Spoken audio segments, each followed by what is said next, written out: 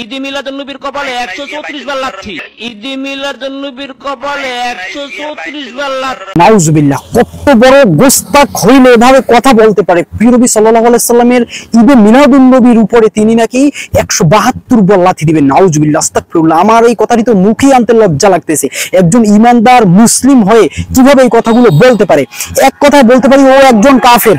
ওকে নিয়ে আমি পূর্বেও ভিডিও বানিয়েছি। ওকে আমি পেলে তো আমি জোতা দিয়ে কয়টা বাড়ি দিতে পারতাম, তাহলে আমার অন্তরটা, কলিজাটা আমার ঠান্ডা হতো। আপনি একটু চিন্তা করে দেখেন, এই যে ও কথাটা বললো, এটার বাংলা আমি স্ক্রিনে লিখে দিয়েছি। এইটা যদি হয় তাহলে কিভাবে ও ইমানদার হতে পারে? কওমি ঘরানার একজন আলেম, ইনি হচ্ছেন, নামটা আমার এই মুহূর্তে খেয়াল পড়তেছে না, তিনি প্রশিক্ষণ দিয়ে থাকে। তিনি এভাবে নবীর শান এভাবে তিনি বিরোধী করলো। ঠিক আছে, তোমরা ঈদে মিলাদুন্নবী নাজায়েজ বলো, তোমরা ঈদকে বেদাত বলতে পারো, কিন্তু তোমরা মিলাদুন্নবীকে নিয়ে তোমরা এভাবে উঠে পড়ে লেগেছো। এটা তো আসলে একটা বেমানন একটা কাজ।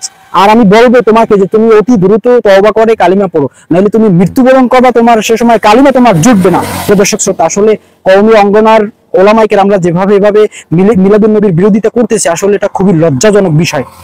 সকলকে ভিডিওটা শেয়ার করে যেন ও আমার এই ভিডিওটা দেখতে পারে, এটা দেখার সুযোগটা করে দিবেন। ওর কাছে আবদার রাখবো, তুমি খুব দ্রুত তওবা করে ইন্তেকাল করলে তুমি মরার সময় কালিমাও তোমার নসিব হবে না।